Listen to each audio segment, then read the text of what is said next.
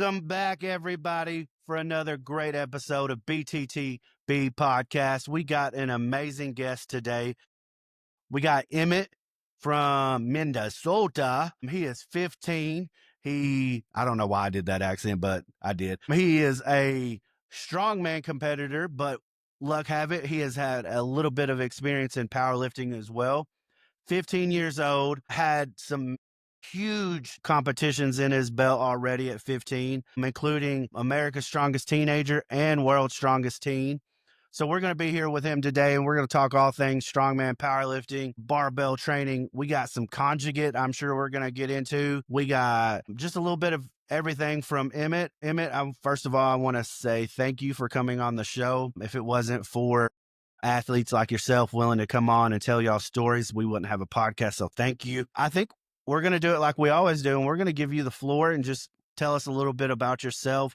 Tell us a little bit about maybe your background before weightlifting, how you got into weightlifting, and what drove you to do that very first strength competition. How's that? Yeah, that sounds good. I didn't really start getting into the gym until I was like 12 or 13 years old. I don't remember exactly. And at that point, like I played baseball my entire childhood. Like that was my sport. That was my focus in life. But by the end of middle school, I just couldn't fit the 6 days a week, 7 days a week that they were asking of me. Even though I loved the sport, I had to make a decision that it was like not feasible for me to keep doing it. Hey, real quick, what was in your life that prevented you from giving it that 6 or 7 things? What was other priorities that you wanted to make sure you focused on? Because I think that's important. Yeah. I'm a musician actually too. It's my other main thing is I play the double bass in the youth orchestra and I play the guitar in a metal band. Okay. There are other things that have interfered with set schedule, which is one of the reasons why I love a more free schedule sport. Yeah, and so when I couldn't keep playing baseball at all, like I kept playing, of course, but I couldn't stay on a team.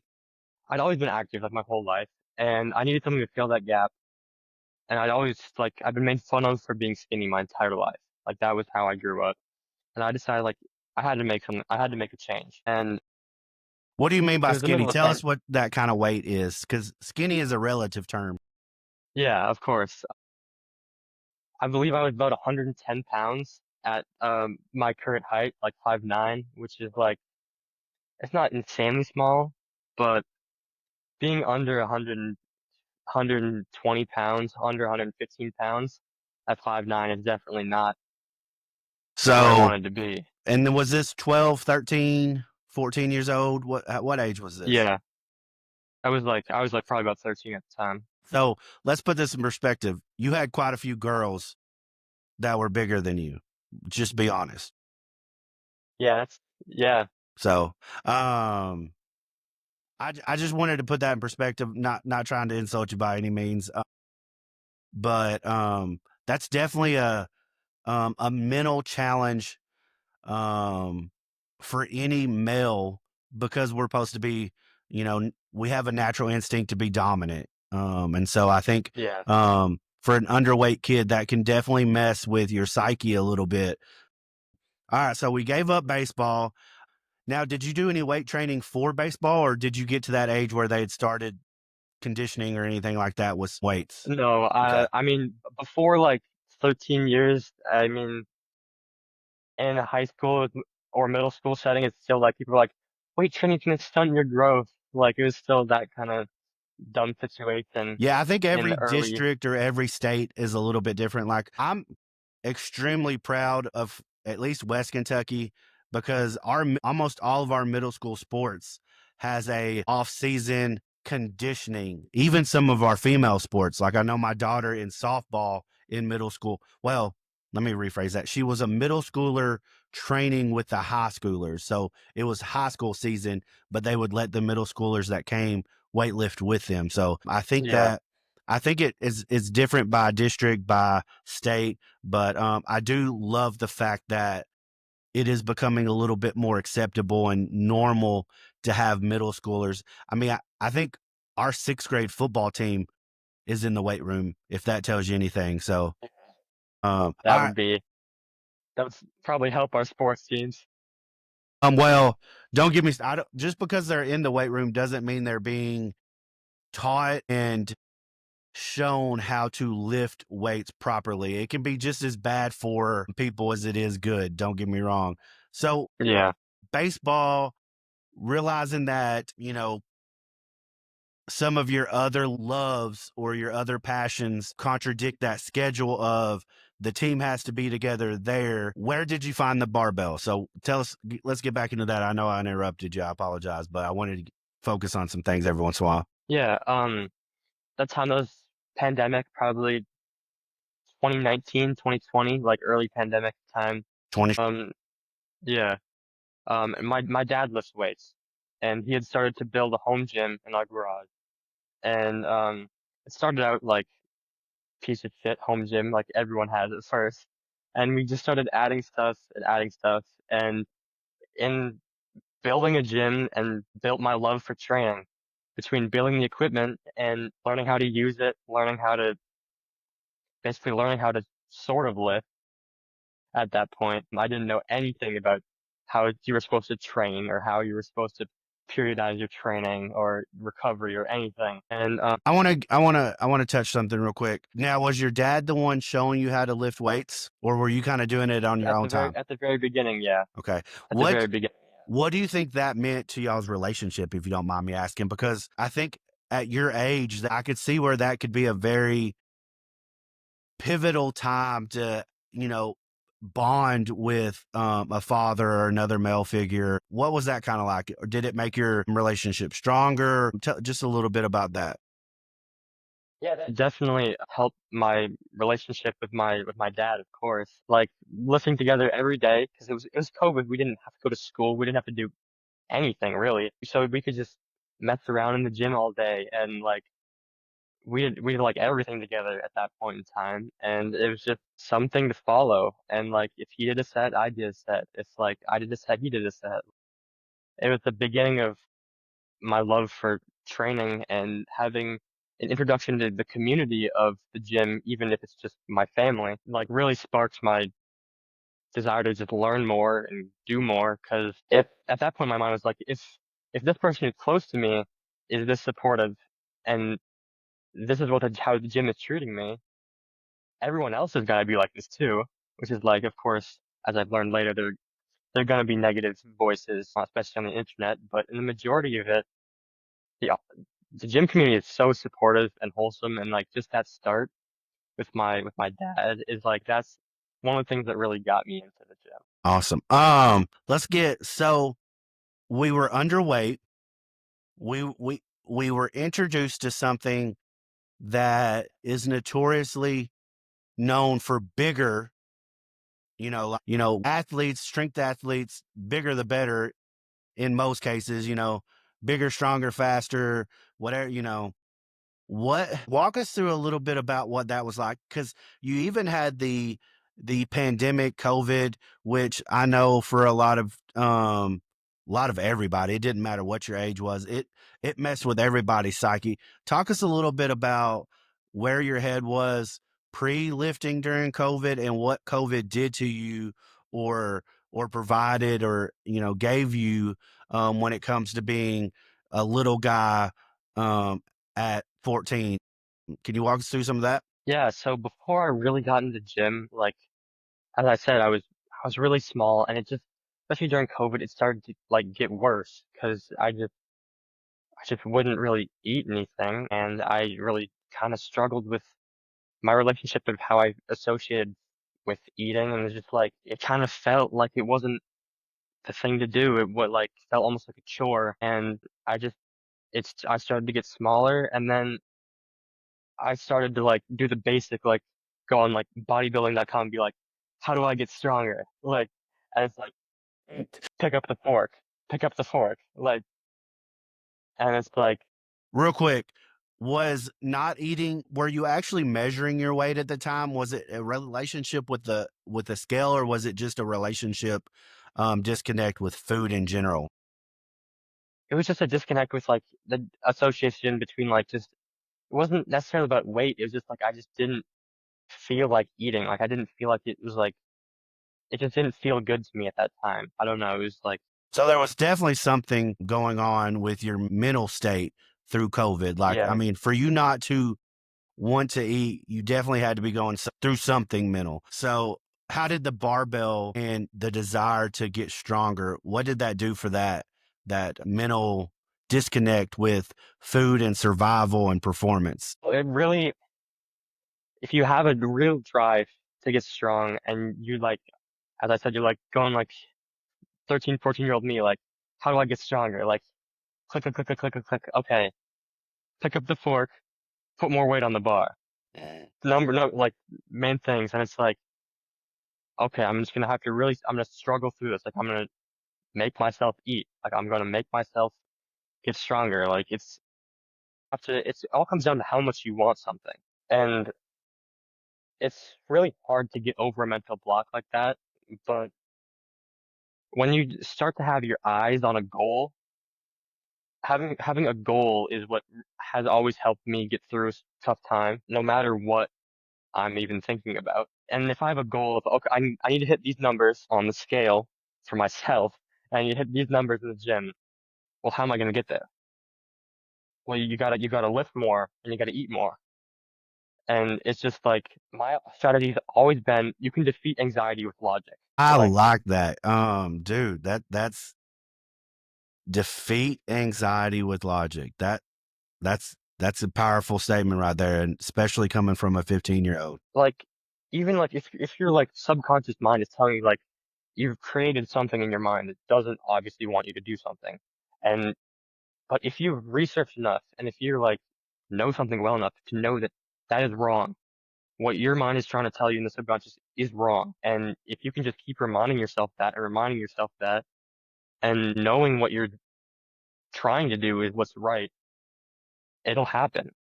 Like as I said, if you want something enough, you're gonna make it happen. Like, Awesome. and it, So I want to bubble this into a couple statements that can resonate with the audience. So basically, first of all, if you want to beat something, you have to have a goal. There has to be a purpose behind your desire to overcome. I think that's purpose generates will, and will defeats doubt, self um deprivation, just anything, overly anxious. Will can overcome all those as long as it has a purpose big enough to do that. And I think your desire for getting stronger, that instant addiction of putting more weight on the bar, which I think is one of the most powerful things about weightlifting, is you get the bug instantly. There's yeah, not, it's not one of those, while getting stronger eventually becomes a very delayed road. Eventually you're going to get past newbie gains and first, being younger. Eventually you're going to hit my age, and 5 pounds PR is takes a year and a half. But at that very beginning age, you get hooked instantly, because I'm going to guess even the first time that you lifted, you didn't think that you could do what you did. yeah, And I think that's a very powerful thing.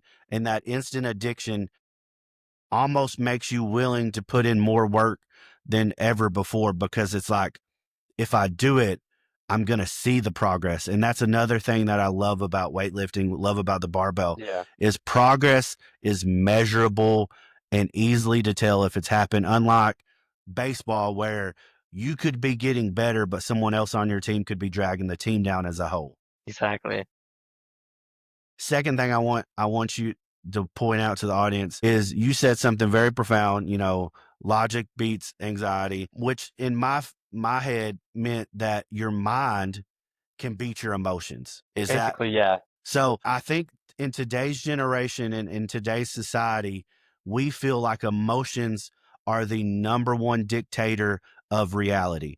If you don't feel good, if this doesn't make me all warm and cozy, it must be wrong. But we yeah, just talked about how, you know, COVID affected your mentality, which was preventing you to eat. That was your mind's emotional reaction to that stress, and your emotion was wrong. So you yeah, use logic to overcome that. So very, very powerful story right there. And I think it hit on two things that unfortunately today's society and today's youth generation is not being told about. And like I said, so thank you for sharing that part of the Yeah. story. So we're barbell training. We're starting to eat. I'm guessing you're probably putting on a little weight. We're probably not that 105, 110 pound kid at this point. Tell us what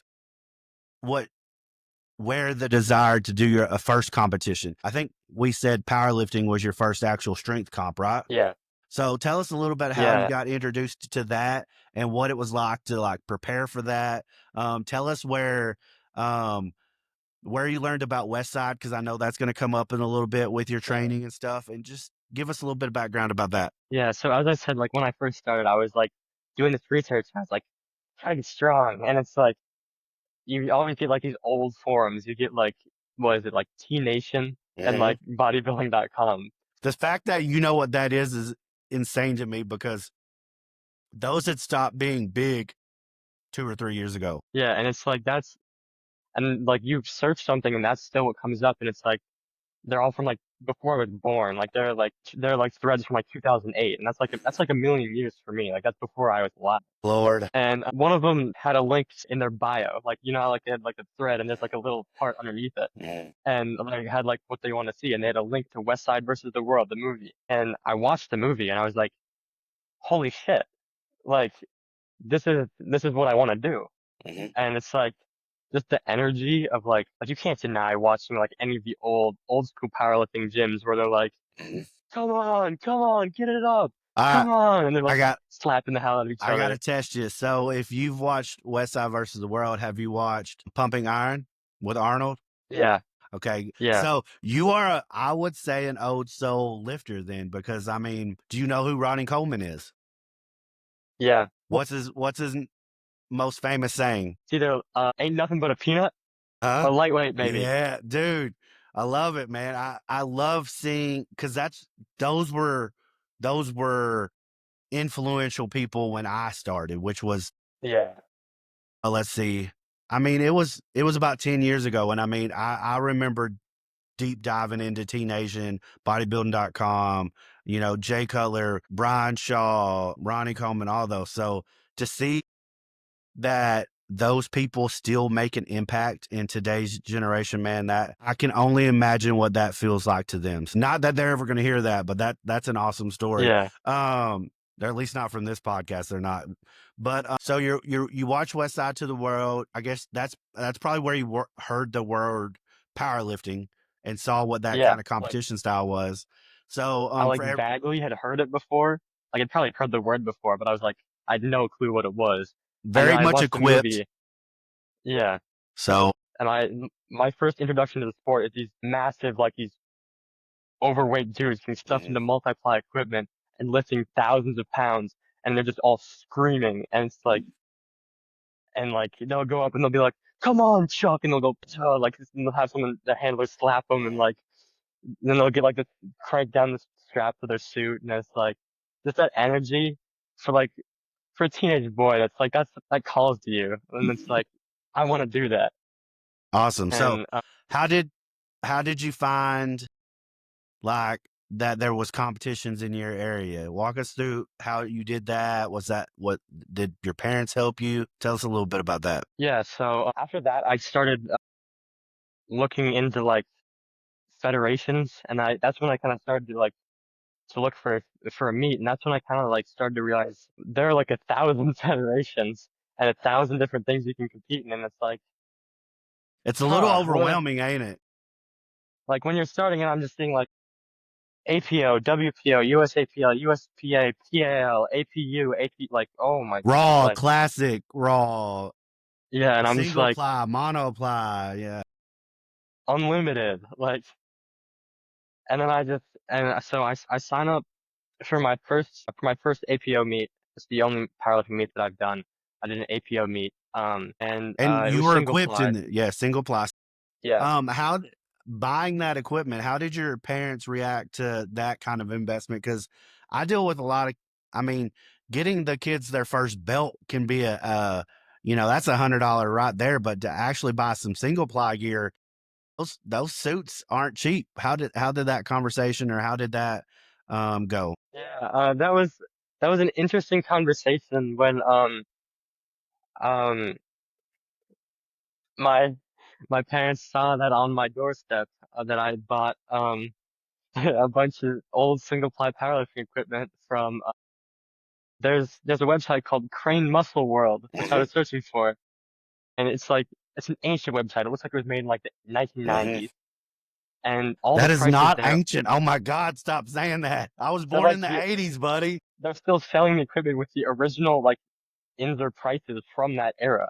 Like you can buy stuff for the original prices, and it's Yeah. like You know, it's been sitting in a warehouse somewhere for 15 years. exactly. And then yeah, like then I go sort price low to high. I buy the cheapest suit I can find, the Inzer Z suit. Mhm, Hurts really badly. Maybe get like 30 pounds out of it. mhm, Maybe. And then I get an Inzer Rage bench shirt. Leave massive welts on your triceps. Gives you like 15 pounds. Most useless thing ever. which let me And let me emphasize equipment sized properly and used properly can add significant weight, yeah, but it takes time. You're not just going to put on a bench suit and go from a 100-pound bench to a 300-pound bench. And yeah, it's not just the shirt that is adding that. It is it is a level of time to learn how to maneuver and to technically harness that additional support. So I just say that because I do see kids or teen equipped lifting actually gaining a little traction right now. And I don't want them to think that it's a bad thing or it's hard. It's different. It's definitely something that you're gonna have to take some time into doing, yeah, but it can be well worth it if done properly. So don't I just wanted to point that out because I don't yeah. want anybody to get a bad narrative about equip because it's still only about 10 or 15% of the powerlifting community compared to what it was But it used back to be in. all of it. Yeah. Yeah, But I do see it coming back in some teens. I see a lot of lightweight and middleweight teen athletes loving it because it allows them once they learn how to use it to push numbers that they couldn't fathom raw. yeah, But all right, so we're yeah. doing Yeah, like disclaimer with that, like if I was gonna do it all over again, if I was gonna recommend it to someone, it, find people that know what they're doing first. to help you size it. Yeah, don't try to do it yourself. Like I went back like maybe over the summer and I went to a gym here in the Twin Cities that actually knows what they're doing in multi-ply lifting, and it's like, holy crap, like this actually fits and I can get 100 pounds out of this. Mhm, And it's like it's a world of difference between like, yes, my first equipment helped me. Like I couldn't I couldn't bench like I couldn't put up 135 kilos at 60 kilos like I did then, like without the shirt. dude, that's a huge I bench at couldn't. that time. Yeah. Like I couldn't do that like without the shirt. Like I could probably do that now weighing like 25, 23 kilos heavier Mhm. without the shirt. I could probably do that. Like, and that's a great teller of progress. If I can hit my old equipped maxes completely raw, that's huge progress. And Like, that comes down to I'm gonna guess two things. One, a lot of consistent workout. yeah, And you didn't get that 23 extra kilos by just working out. That has to be a testament to your relationship with food and probably your knowledge in nutrition. And yeah, I want to point this out. Something consistently that I've heard, and I want to is your ability to drive yourself to find answers. yeah, Your desire to do your own research, not dependent on someone else telling you or your parents getting all the answers for you. Even it sounded like you used your own money to buy that equipment. yeah, That dude, that's something big because that shows a level of desire to succeed that you don't see in a lot of youth today. So I want to just kudos to you on that level of dedication and that ability to I don't know it, but I'm not going to stop that. I think that's going to be a theme or I'm not going to stop searching until I find the answers. I think that's going to be a thing Yeah, that my audience recognizes in all these athletes that I interview.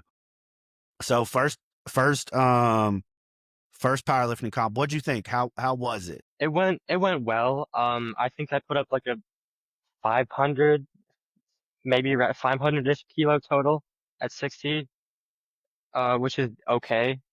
Now that's way better than okay. That's pretty impressive, man. Especially, I mean, at this point, you'd only been training for what, probably a year, year and a half. Yeah. Okay, so enjoyed it. What was your goal after the comp? Were you thinking, let's do another powerlifting meet? Let's see what I can do in this sport because currently I think that's the only powerlifting meet you had done. Yeah. Talk us in like what was your mentality going in after the meet and tell us a little bit how you found the sport of strongman. Yeah. So, if you're like before I explain like my training mentality, which we'll probably do later in the podcast, like there's a conjugate system in the West Side method, which I was following, where you just do a bunch of variations and a bunch of conditioning work. They like super condensed summary, like, Mhm. and then I like started to realize like, man, I love doing this. I love doing these heavy sled drags. I love doing these weird pin presses and and these weird pulling with reverse bands. I love doing all this weird stuff more than I love the competition lifts. And then it's like, well, what's a sport full of all of this weird stuff? That's strongman. Like, it's just the weird, funky variations that powerlifters do, but taken to the next level.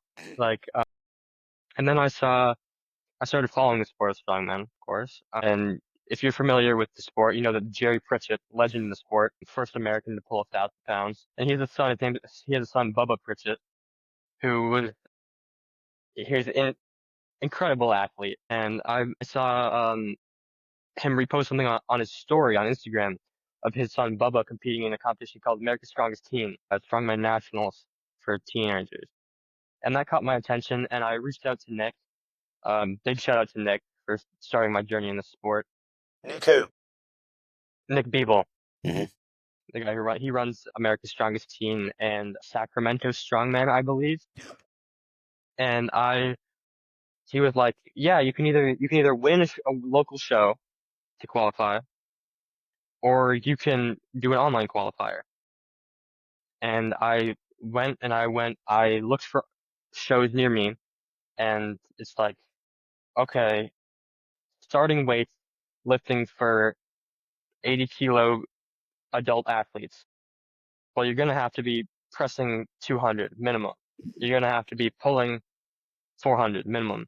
And at that time in my training, I wasn't. That's probably a first or second attempt for me now. Um, I couldn't hit that, so I had to think of what I could do for the online qualifier. So this online Um, qualifier did it have specific lifts at that time? Because I know yeah, it is definitely it has progress as the years have gone by that they're doing this. And I'm excited. I'm gonna have the meet director of America's Strongest Teen. It's not I don't think it's Nick anymore, but he's gonna be on the podcast talking about it.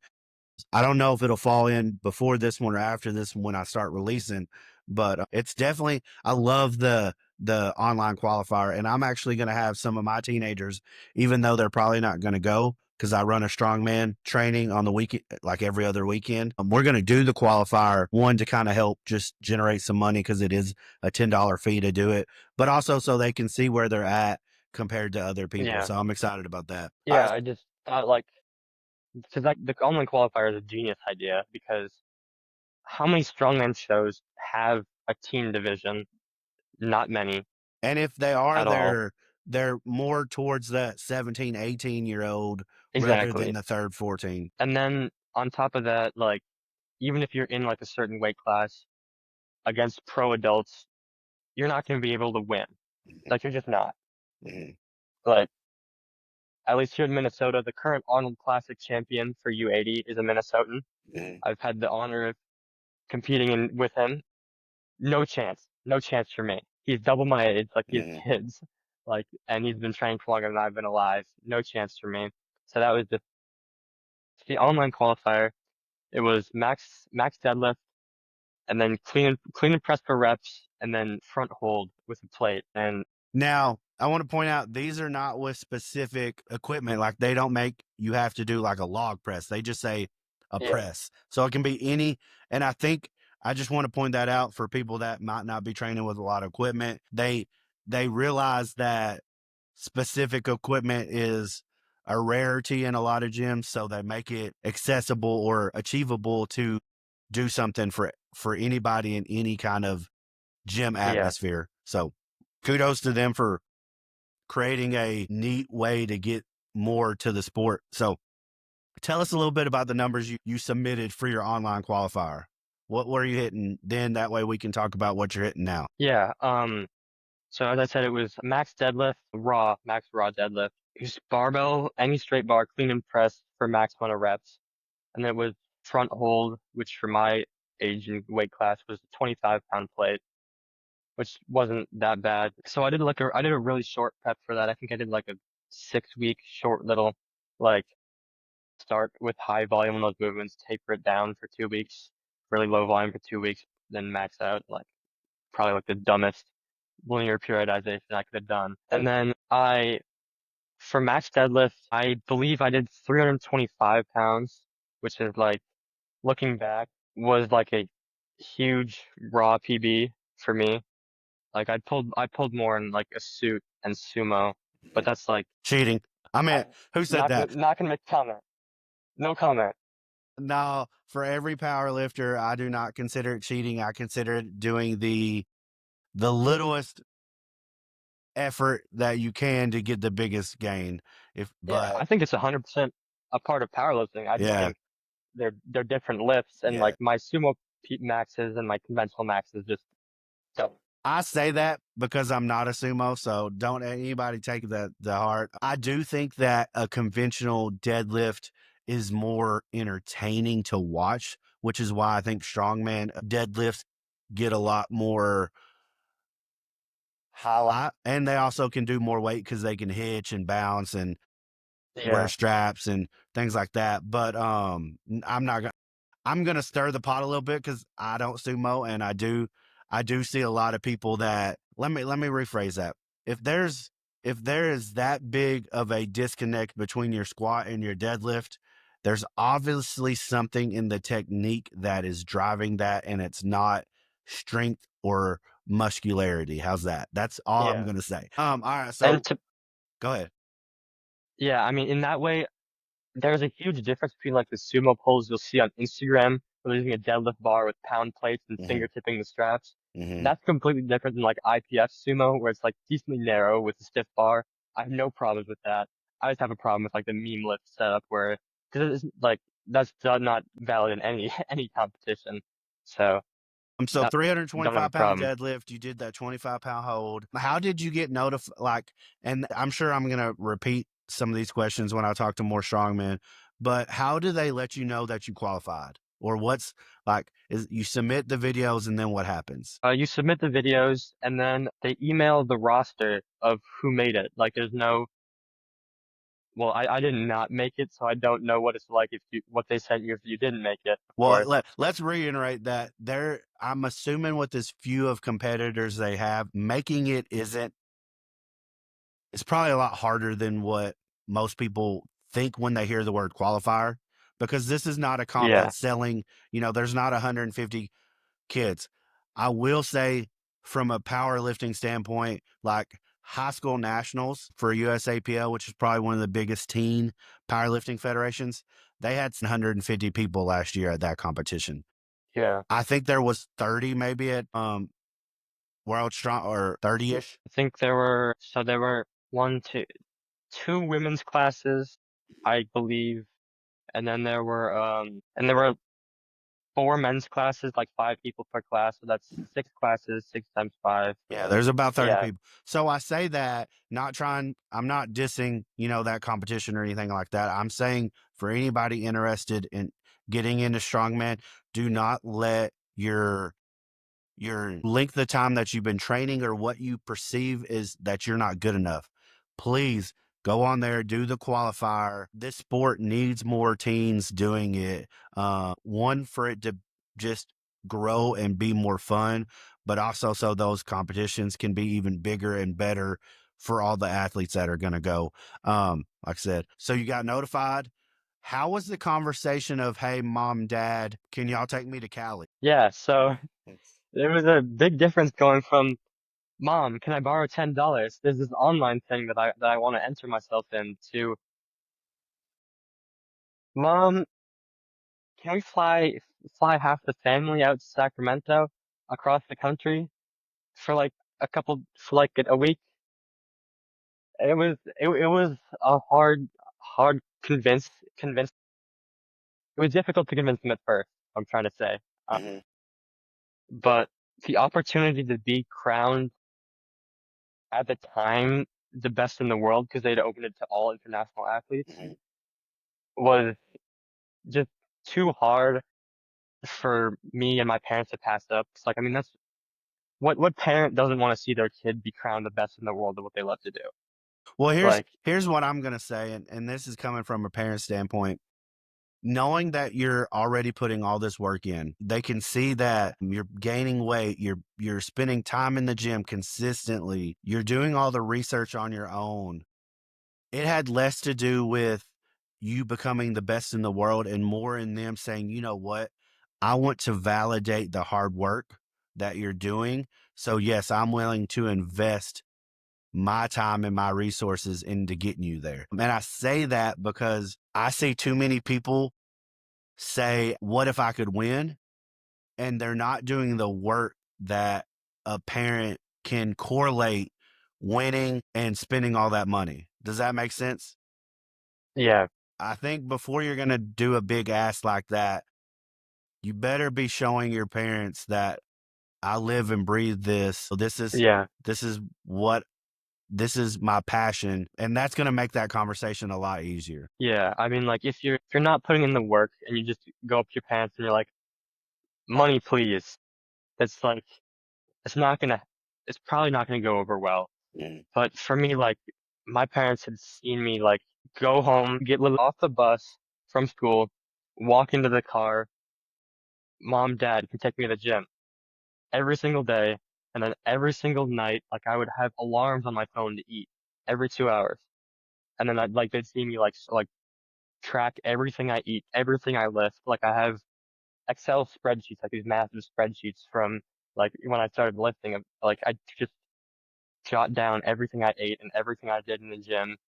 And like, they just saw that wasn't something that was going to change. mm. Like, you don't, if you're going to invest money in like something else, you wouldn't want to invest in something you think was just going to stop happening. Like, you wouldn't put all your money in a stock that was just a company that was going to disappear. If you something, yeah, like, I get you what know what you're I'm trying saying. to say. Yeah, and I say that as being a parent. So I'm out of Kentucky, and my daughter at 13, I took her to Vegas to compete at nationals in powerlifting. you know. So it's almost about the same distance as you traveled. We stayed a couple days, and she only got that privilege. And for all y'all teenagers that watching this think just because you do hard work, you should automatically get to go. No, it's still a privilege. She only received that privilege because I saw the hard work, and I wanted her to recognize that hard work deserves rewards, so that going to that competition and seeing where she stacked up was her reward for her hard work. So I speak from the other side, knowing that I can almost guarantee you your parents didn't care what place you made. They just wanted you to be like, hey, I want to see you live what with what you're doing in the gym and all the hard work you put on. I wanted to give you the opportunity to see where you're at. Yeah, Everybody's getting on a plane and going to, is it Sacramento or what part of California? I can't. Sacramento, That's what I yeah, thought. it's Sacramento. Was that a 1 day or 2 day competition? I can't remember. It was a 1 day competition. Okay, because I know that at times they've talked about, or at least I've heard rumors that kind of make it a little bit cooler and fun. Um, But so one day competition, who else besides your parents went? You said somewhat of more family. Do you have brothers and sisters? I didn't ask that earlier. I have a twin sister, but she stayed home with friends. It was just my mother and my father and I. Okay. So let go through a little bit. Tell us the events that was at America's Strongest Teen and tell us how that experience was like competing with so many kids your around about your age and things like that. Yeah, I just remember like so it was at a huge like expo center, like this massive sports stadium, and it was full of different expos. There was bodybuilding shows and like powerlifting, weightlifting, all the different strength sports. And then there was this massive like arena. It looks like gated off, and that was the strongman area. I went into there was like section like athletes, and like going in there and like seeing my can't really call them competition because like they're my friends now, at least. After the competition, they became my friends. But just being with them and being in that community, I really felt like I belonged, like to see with like other people with similar interests. And then so going through the show, let me see if I can remember all the events. It was Axel, a clean and press ladder. I don't remember the exact weights. It's fine. Just tell us the events. It's fine. Yeah. It was axle clean and press ladder, so it was 3 bars, 1 rep of the first bar, 1 rep of the second bar, 3 reps of the third bar. I did really well in that event. I got second by like I think it was like 3 or 4 seconds, so it was really close. And getting second to someone 2 weight classes above me felt really good. Like, because kids today on the internet, like you'll go on Instagram, you can see someone my age pull 700 every single day, like if you wanted to. And then it's like, man, I'm feeling kind of like, man, am I really strong at that point? And then I go event one, nearly win against someone two I weight don't classes know. above me. I don't know if we're seeing 15-year-olds pull 700 on a regular basis. I only know of a couple. Yeah, but that's what you see Well, that's if that's what because you interact yeah, with. yeah, because Yeah, everybody puts their show that their best video on there, and then that's the one that gets the most views because it's so impressive. yeah, But I wanted to bring the actual reality to where it really truly is. There's not a lot of 15-year-olds pulling yeah. 700, But but there, that's the thing is that yeah, I call it liftflation, yep. where it's like if you go on social media, like I've seen I've seen 3 15-year-olds on social media bench 500 plus pounds raw. And it's like I've seen, I think 5 of them pull over 700, and like it's like I kind of want to you see if start all to those plates are real. I I I can't say that because I'm their age, but yeah, I can so say it. I'm in Kentucky, y'all. I'll come to y'all and we can see it in live video. And I'm not saying it's not possible, but I do want to point out, and I want the audience to realize that two things. Just because you see it on social media doesn't mean that that is what you have to be. It doesn't matter if you can lift 100 or 500. If your butt is going in there to get better, that's the only thing that matters. Hence why we say better through the barbell. Second thing, it's not everything you see on the internet's real. I'm not saying exactly, yeah, that, everything is fake either. I'm just saying let's use some logic. You like to use that word earlier. Let's use some logic and say, well, if I'm pretty good and I'm doing this and they're doing 2 times more than me, that's all I'm going to say. Don't get me wrong. yeah, Whoever's lifting 500 or 700, if y'all are really doing it, y'all are freaking great. But I can buy fake 45 looking plates on Amazon right now if I wanted to. yeah. But So, I was just kind of saying that to relate to what you were saying about a parent and wanting to like make sure your kid was like validated in their experiences, and I'm saying like from event one, I felt validated in my in going there and competing, and like or we're going to speed this it up a made me little feel bit. like I How did the end of the comp, like what did you place, and just summarize a little bit briefer what that experience was like? yeah, so I believe I got second place in every single event, and the guy who got first that first in every single test. And he was what, 25 kgs heavier than you? Roundabout. He was I, w- 105. I weighed in at 170 pounds and he weighed in at 235, I believe. So So that is 180. it's right. 20, 30. That's like 60 pounds more, Yeah. So that I is, think. like I said, between 25 and 30 kgs. Yeah. That's amazing. Overall, what was that experience like? I mean, I'm assuming coming in second, you were super excited that you went.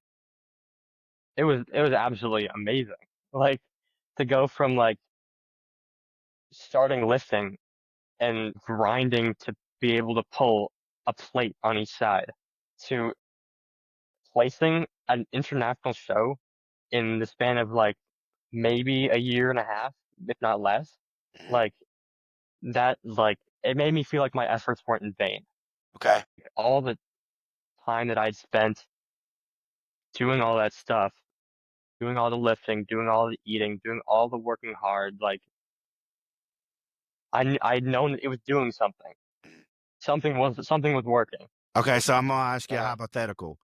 What if you came in last? Would that change your perception of you going out there? I would say not that much because due to like say lift placement, as I said earlier, I was going in, I wasn't expecting to win at all. That was my mentality going into the show. So my mentality going into the show was to reveal my weak spots, to reveal what I needed to work on more in my training. And if I'd placed last in every event, if I'd placed last overall, I think my takeaway would have been the same. Like, sure, it would have felt good.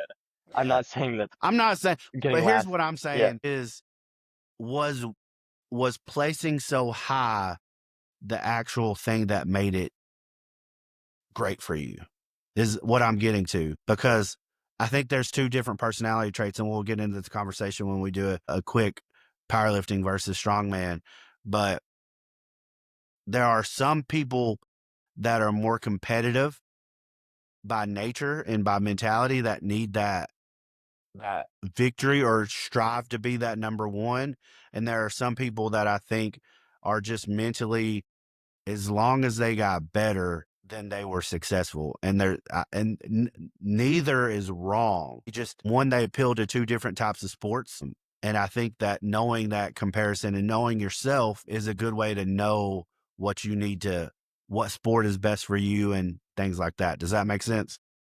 yeah, yeah. I mean, I am very competitive. Like, I can I tell. won, I really did want to win, and placing well felt really good. But my original goal was to not zero, and that was basically like, again, if you were saying like your goal would be to better yourself, I did better myself. So like, I accomplished both. I would say bettering myself was the main goal. Mhm. Like doing better for me was the main goal. The byproduct was placing, Okay. if that That makes sense. I totally understand. I totally get it. I just, like I said, I want one of the biggest things that I push, especially at your age and in strength sports, is don't let the color of the medal or the ribbon dictate whether you should continue in this sport. You're way too young. You never know what, and in this sport, these sports actually have a lot of people die off. So I'm like, if you can show yourself, if you really do love it, keep on putting in work, and eventually that's going to start changing, because some people are going to leave, some people are going to get hurt, you know, some people are going to, it's just going to happen. So consistently and longevity win the race in strength sports 9 times out of 10 in the long run. And so, like I said, I don't want anybody to, or at least my goal by pushing strength sports is give it time. Don't let the place and where you're landing or the liftflation deter you to stay as an athlete. What did your parents think? What did they have to say about the competition and things like that? I think they thought the atmosphere was a lot better than they thought it would be. I feel like everyone thinks pro strongman and they think big, scary, unwelcome. Like if you've never been around the community of that sport before. My parents walked into the show and immediately like they had like these are your nice seats for the parents. Mhm. Here are your judges. Like this is Jerry Pritchett, Mhm. like the man himself that's gonna be watching your children like and they were like I know that's one of the things Nick has worked hard on is making it nicer for the parents. And I feel like that experience of discovering how nice and like genuine the people in the sport actually are is one of the things that helped my parents continue to support me through my journey. Whereas like if we'd gone and like everyone had been like an asshole, even if I'd still placed really well, like they wouldn't have wanted to do that again. Yeah, they would have made an executive decision that that environment isn't cohesive to your growth. I understand what you mean. Exactly. So I know we have another competition to talk about, but I'm gonna just for time purposes, I'm gonna speed up a little bit and let's talk about your goals going into America's Strongest Team because you do plan on competing again this year, right? Yeah, Your parents are okay going to Cali again, so they're willing to reinvest. would be the hope. Yeah, we have not finalized that plan yet, but yeah. Okay. So tell us a little bit about what you're doing to get qualified and what your like goals. Has training changed a little any now that you've kind of been there, done that? You know what your weaknesses are a little bit. Has that affected your training, your nutrition, and kind of just talk to us about that? Yeah, so I've kind of two options with that whole prep is there are two shows that I'd both like to do at that time, so I'm gonna have to make the executive decision to either pick one or the other. There's Midwest Strongest Man that I would compete as my first pro U80 show against adults, which would Where's be that at? cool. It is in St. Louis Park here in Minnesota. And then there's America's Strongest Teen, and I haven't made my decision on whether or not I want to do my first pro show with adults or see if I can hold my title, defend my title at AST. But the events are pretty similar, so the prep is going to be the same, and my weak points aren't any different. So yeah, training for me leading up to a competition is not too different from what it normally would be.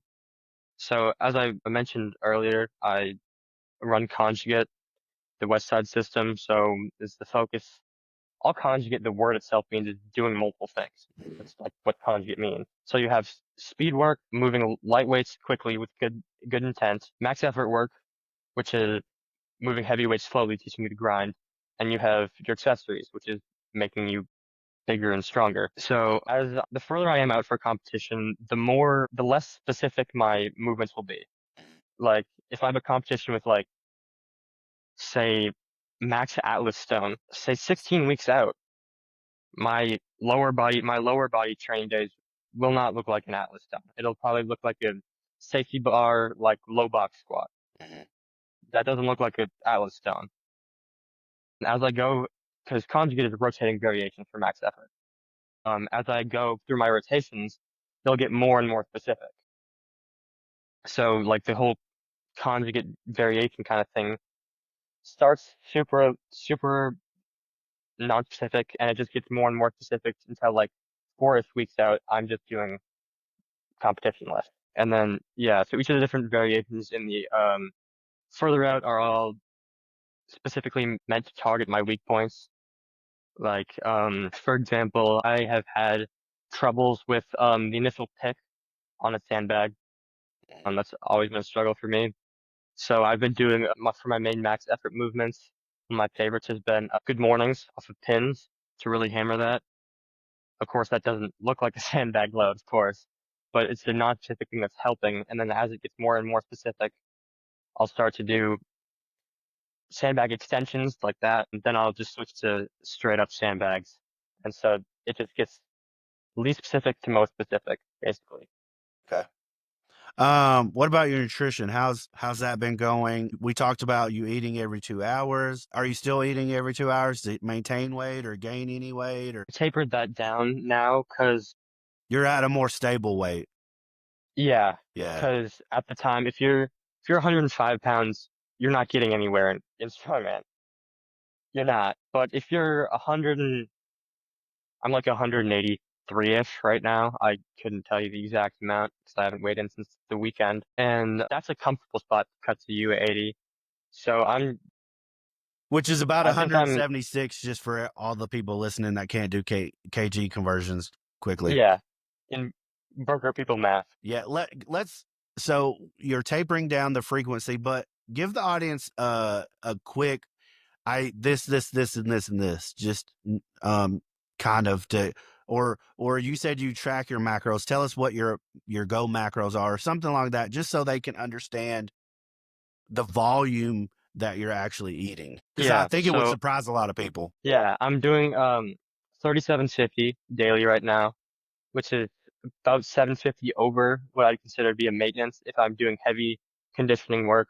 So it's not like I'm going to be gaining like 2 pounds a week. I'm not pushing food like crazy, but it is a lot. So I'm eating 5 times a day right now.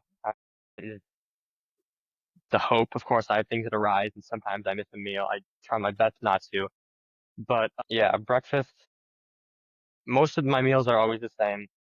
Breakfasts are always overnight oats and a shake, always. And it's the same before bed. So that's my first and last meals, the same every day. My middle meal, my lunch at school, of course, is always the same. It's always a sandwich, some kind of like potatoes or sweet potatoes or rice, some kind of extra carbohydrate, and then a shake.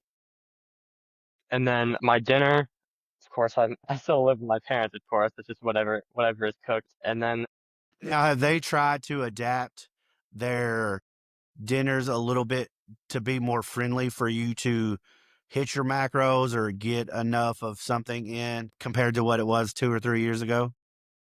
Have they made that concession? I would say a little bit. My whole family has active or was already. Like my mom is a yoga teacher and my dad's always lifted weights. My twin sister is a state or national level wrestler and I am a strongman. So Had pretty food's healthy always dinners, been, probably anyway. yeah, Yeah. Okay. But I do want to point out that eating decently healthy, 3,700 calories is a lot of food. a lot. Unless you're just downing crazy amounts of fat, that's a lot of food. Uh, Yeah, I mean, people see that and they're like, that's not that much because you could eat like 2 Big Macs and a thing of fries and a large shake and that would be like 3,000 calories. but And like that's not that much. that's Like I also could do that, but 85% fat right there. yeah.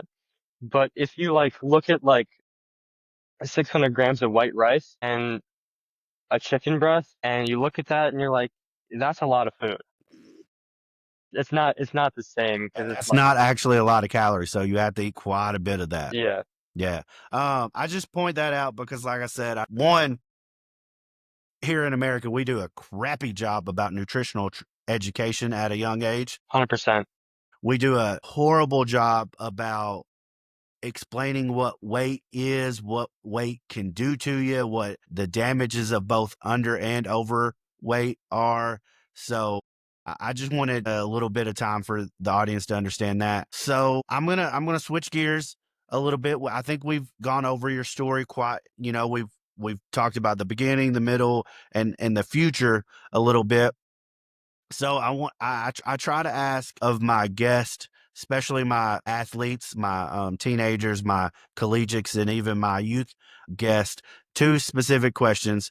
And the first one is, what do you think that being you can either talk about strongman or powerlifting? Of course, strongman's more of your passion, so I assume we'll go over that.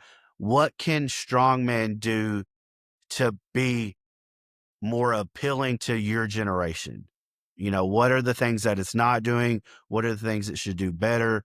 What if you were giving the universe of strongman your advice to attract more teenagers, what would it be? Would say firstly, of course, basic accessibility of having shows that have weights that are achievable for the average person with good training because at least I don't know how it is in other states. Here in Minnesota, like if even like so there's usually a novice section Mhm. in strongman But it's for open. people in most shows. It's open weight, and Well, it's more open the weight, age, less. yeah, it's I've open seen weight and like open age. lightweight, heavyweight, but open age Yeah, means that you can be 20, you can be 16, you can be 42. yeah, and in a lot of those, it's like you'll see the weight for novice is like the same weight as like a pro U80 or U90 guy, and it's like someone my age, or even someone who's like 18, that's just not very reasonable to be hitting weights that are expected of pro level athletes as a teenager. I think like adding a more common team division, of course, would be helpful. I would say, on top of that, adding a more clear like system of how the top level works too, because it's like it's really confusing. A What lot do of you mean kids, by the especially the people, what do you mean by the top level? Do you mean like the yeah, so best or like the best of the best guys, like World's Strongest Man and like Giants Live, because I've noticed that you get the kids who were the opposite of me, the guys who started out like overweight, and their goal, they see the people in their weight, like everyone looks at people in their weight class. yeah. They see the guys at World's Strongest Man, and they want to do that, and they're like trying to figure out how the heck do I get there? Mhm. And you're like, okay, like I know the path, and it's really complicated. So it's like, okay, you qualify for a pro level show, you get your pro card, Mhm. 2 steps already. Get your pro card, you do an online qualifier usually for OSG. Mhm. You win OSG, okay, that qualifies you for Giants Live. Okay, that's 5 steps already. Just hit Mhm. Giants Live. Then you have to win Giants Live. 6 steps. You go to World's Strongest Man. You have to be invited too. If you Mhm. win Giants Live and they don't like your personality, Mhm. you won't. Because the part of strongman is entertainment. So if Mhm. you're not entertaining enough, you won't get to go. So then you have to win the group stages. Then you have to win the finals. There's like 8 steps just to get to Worlds, and it's like if there was like a really clear system, like say, like my sister does wrestling, so I understand how the qualification system works. Like you win sections, you win state, you win nationals, Mhm. then I would assume after high school level you go to Worlds. If there was a more clear qualification system and a clear pathway from, okay, here you're a youth athlete, you grow as an athlete, and this is how you can get to the top. Mhm.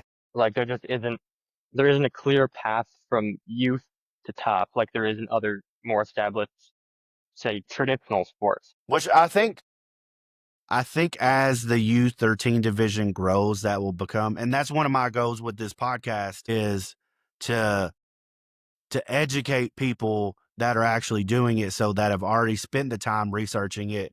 Don't get me wrong, I think learning on your own is important, but sometimes getting a helpful hint through a podcast or, a tutorial or something is also useful. Uh, Definitely accessibility, and I agree. Attainable accessibility, meaning that weights that kids can go and actually feel like they accomplished something. Yeah. So I think those were great answers. We're moving. Um, Yeah, I'm just grabbing a charger for my phone. Now That's I quickly. totally understand. My last question is, what would you say to all those kids or all those teenagers that are going to watch this or listen to this? Why do they need to pick up the barbell? Why do they need to check out maybe a World's Strongest Man YouTube video and and look at the sport? What is it about this sport that is so beneficial and should make other kids want to do it? I would say with this sport, it teaches you so much. Learning how to train will teach you to learn how to learn. Learning how to research, learning how Move to the camera a little train, bit. You're off centered. There we go. Thank you. learning how to train will teach you to learn how to learn new things better than anything else will, in my opinion. It will teach you to learn how to time manage. It'll teach you how to mitigate fatigue, which is like not just fatigue of lifting, but the fatigue of like life is fatiguing. It'll teach you how to be persistent. Because there are gonna be times when you're not making progress in the gym. There are gonna be times you're not feel like you're making progress in other things in life. You're gonna have to learn how to work through that. It's gonna teach you how to like can teach you how to find a community. Like if there's something you love to do, you to find your people. Mhm. Yeah, I would just say that it's so valuable for young people to find their people and find resources and find a place to put your hardships, you know? Yeah. Well, so what I'm gonna usually go one step further. What is it about the strongman community that makes it so either inviting or so welcoming for you to what has made that community so welcoming to you or inviting to you that you've wanted to stick it out, put your hard-earned time into it and things like that? Well, yeah. So I've never gotten a negative comment from someone stronger than me. Hmm. That's That's one a thing good that one. you'll notice on the internet is anyone who posts any strength related content, you'll get hate comments. You'll Hmm. get a lot of them. I've never gone to a show and had someone hate on me for trying to make myself better. I've received nothing but kind words from the people in this sport in person. Like, sure, people will hide behind a screen and be like, back in high school, I could bench 405. But, like, in person, you will never find a community more supportive than the strongman community who will push you to do more, who will push you to achieve more, and push you to not quit. There was a moment after World's Strongest Teen where I had placed really badly for myself. I had fumbled second place by falling on my face with a sandbag with thousands and thousands of people watching me. Like that was one of the most embarrassing moments I've had.